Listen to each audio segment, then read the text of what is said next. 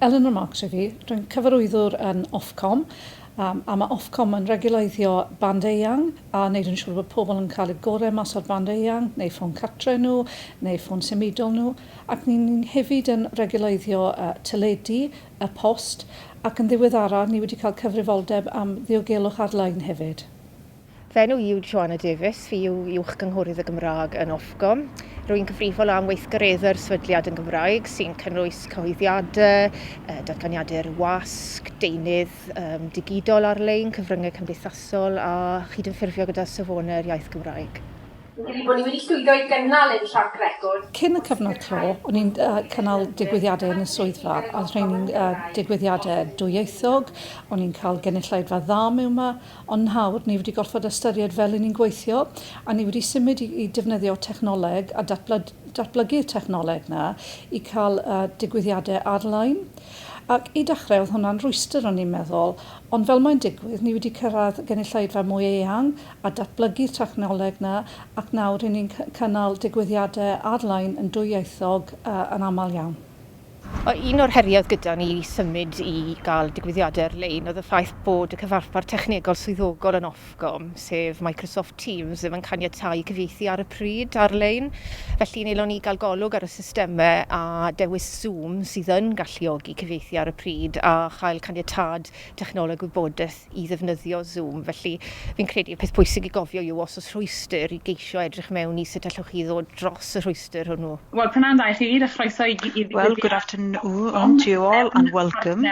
Fi'n credu'n peth pwysig arall yn enwedig os ych chi'n gwneud digwyddiad ar-lein sy'n cynnwys pobl sydd wedi dod o bob rhan o'r Deyrnas Unedig fel i ni wedi dechrau wneud yn ddiweddar, yw sicrhau bod chi'n gweud ar y dechrau bod croeso gan bawb i ddefnyddio i Cymraeg, bod dyn ni gyfieithydd ar y pryd i alluogi hynny, a hefyd mae'r cyfieithydd ar y pryd fel arfer yn rhedeg trwy sut i ddefnyddio'r cyfarpar os sy'n ni'n fyw, ond wrth gwrs ar-lein sut i ddefnyddio y Zoom neu'r adnodd cyfieithu ar y pryd, a jyst yn gwneud yn glir bod croeso i nhw ddefnyddio'u Cymraeg ac i ofyn cwestiynau ac ati. Felly, lle bod pobl yn teimlo'n swil, lle bod chi Gymru Cymraeg yn y gynulleidfa sy'n gwrando ac yn meddwl, mae hwn yn digwyddiad Deyrnas Unedig, lle fi byd yn ddefnyddio'r Gymraeg, ond mae'n rhaid wneud yn glir ar y dechrau bod hawl gan bawb i ddefnyddio fe. Un o'n uchafbwyntiau ni o ran digwyddiadau yn ddiweddar oedd sesiwn o'r enw Medru'r Hans. Felly roedd Ofcom yn bwriadu trefnu cynhadledd diwrnod llawn i drafod amrywiaeth a chynhwysiant yn y sector darlledu. Ac mi wnaeth Ofcom gofyn i'r darlledwyr am syniadau penodol ar gyfer sesiynau'r diwrnod, a nes i gynnig ein bod ni'n gwneud sesiwn yn defnyddio cynllun Medru Hans fel astudiaeth achos o ymarfer da, i geisio gwella cynhwysiant a datblygu sgiliau ymysg unigolion sy'n cael eu tangynrychioli yn y sector. Roedd y ffaith bod y sesiwn wedi ei gynnal yn y Gymraeg yn bwysig dros ben, dim jyst oherwydd bod y sesiwn a bod yn gwaith ni a bod Medru i gyd yn digwydd yn Gymraeg yn gyffredinol, ond oherwydd amrywiaeth a chynhwysiant oedd thema'r diwrnod, oedd cynnal y sesiwn yn y Gymraeg, iaith lleiafrifol wrth gwrs, yn bwysig iawn fel rhan o gefnogi'r thema a'r ethos yna ar gyfer y diwrnod, ac oedd hi'n braf iawn fod Ofcom wedi cynnig i ni wneud hynny a galluogi bod hynny'n medru digwydd, ac felly doedden ni ddim yn gorfod poeni'n ormodol am gweithio mewn iaith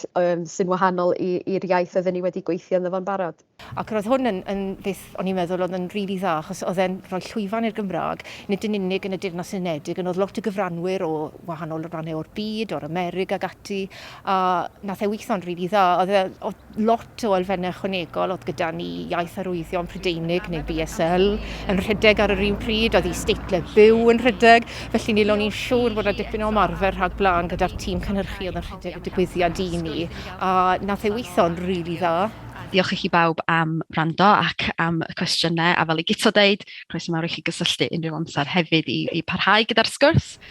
Wel, fi'n credu pethau pwysig i gofio yw bod chi'n, wrth gwrs, yn cynllunio rhag blaen, bod pawb yn gwybod beth yw'r anghenion, bod chi'n cael ymarfer, bod chi'n sicrhau bod y dechnoleg yn addas ar gyfer beth chi eisiau, ac yn ymarfer y dechnoleg hefyd. A ar ôl y digwyddiad, bod chi'n ceisio cael adborth wrth y bobl oedd wedi mynychu, falle trwy anfon arolwg ar-lein i nhw i gwblhau. A wedyn, mae cyfle dych chi gobeithio wedyn i ddysgu o beth oedd wedi gweithio yn y digwyddiad ac o bosib falle beth oedd heb weithio mwyn cael gwella ar gyfer tro nesaf.